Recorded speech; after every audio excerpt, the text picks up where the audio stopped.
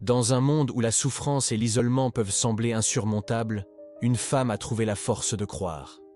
Aujourd'hui, nous allons plonger dans l'histoire inspirante de la femme à la perte de sang des évangiles. Une histoire de foi, de courage et de guérison miraculeuse.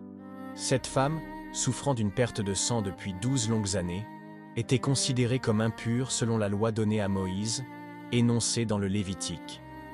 Isolée, rejetée par la société, elle avait été chez de nombreux médecins dont le traitement l'avait fait beaucoup souffrir.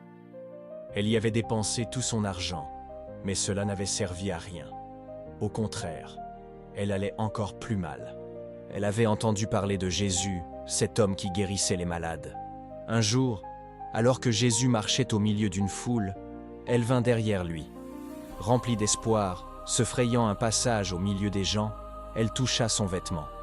Car elle se disait, « Si je touche au moins ses vêtements, je serai guérie. » Au moment où elle toucha le vêtement de Jésus, une puissance incroyable la traversa. Elle se sentit immédiatement guérie. Jésus, réalisant qu'une force était sortie de lui, se retourna et demanda « Qui m'a touché ?» Devant la foule, la femme, tremblante, avoua sa maladie et comment elle avait été guérie.